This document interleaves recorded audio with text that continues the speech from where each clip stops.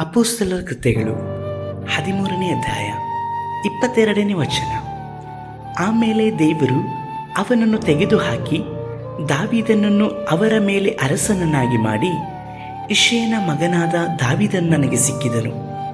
ಅವನು ನನಗೆ ಒಪ್ಪುವ ಮನುಷ್ಯನು, ಅವನು ನನ್ನ ಇಷ್ಟವನ್ನೆಲ್ಲ ನೆರವೇರಿಸುವವನು ಎಂಬುದಾಗಿ ಅವನ ವಿಷಯದಲ್ಲಿ ಸಾಕ್ಷಿ ಹೇಳಿದನು.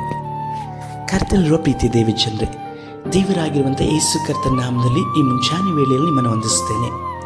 ಯೇಸು ಕರ್ತನ ಈ ಮುಂಜಾನೆ ವೇಳೆಯಲ್ಲಿ ನಿಮ್ಮ ಜೀವಿತದಲ್ಲಿ ಮಾತನಾಡುವವರಾಗಿದ್ದಾರೆ.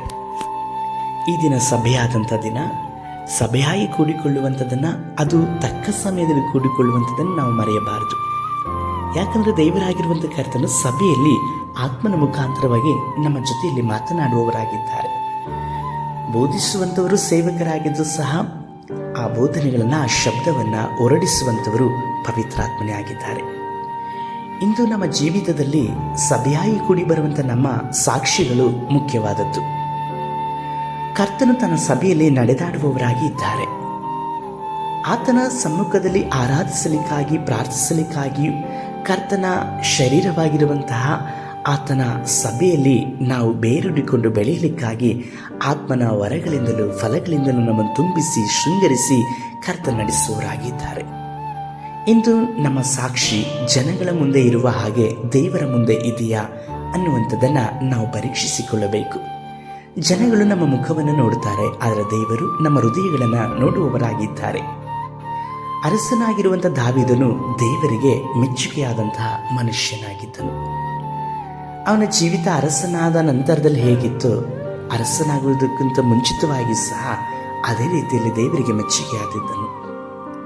ಇಂದು ನಿಮ್ಮ ಜೀವಿತದಲ್ಲಿ ದಿನೇ ದಿನೇ ದೇವರಲ್ಲಿ ಬೆಳೆಯುವಾಗ ದೀನತೆ ಉಳ್ಳವರಾಗಿರಬೇಕ ವಿನಃ ಗರ್ವವುಳ್ಳವರಾಗಿ ಇರಬಾರದು. ಗರ್ವವು ನಮ್ಮನ್ನು ದೇವರ ಇಡಲ್ಪಟ್ಟಂಥ ಸ್ಥಾನದಿಂದ ಕೆಳಕ್ಕೆ ಎಳೆಯುವಂಥದ್ದೇ ಆಗಿರಲ್ಪಡುತ್ತದೆ. ದಾವೀದನು ಅರಸನಾಗಿದ್ದರೂ ತನ್ನ ಜೀವಮಾನದಲ್ಲೆಲ್ಲ ಕರ್ತನಿಗೆ ನಂಬಿಗಸ್ತನಾಗಿಯೂ ದೀನತೆಯುಳ್ಳವನಾಗಿ ನಡೆದುಕೊಂಡದರಿಂದ ಆತನ ಮುಖಾಂತರವಾಗಿ ಆತನ ಸಂತತಿಯೆಲ್ಲವನ್ನ ಸಹ ಸಿಂಹಾಸನದಲ್ಲಿ ಇರುವ ಹಾಗೆ ಆಶೀರ್ವದಿಸಿದನು.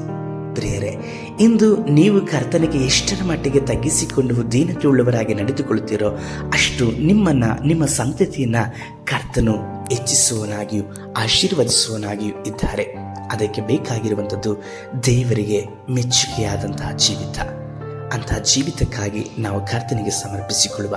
ಸರ್ವಶಕ್ತನಾದ ದೇವರೇ, ದಾವೀದನು ನಿಮಗೆ ಒಪ್ಪುವ ಮನುಷ್ಯನಾಗಿದ್ದ ಪ್ರಕಾರವಾಗಿ ಈ ಸಹೋದರಿ, ಈ ಸಹೋದರನು ನಿಮಗೆ ಒಪ್ಪುವ ಮನುಷ್ಯನಾಗಿ ಜೀವಿಸಲಿಕ್ಕಾಗಿ ಸಹಾಯ ಮಾಡಿ.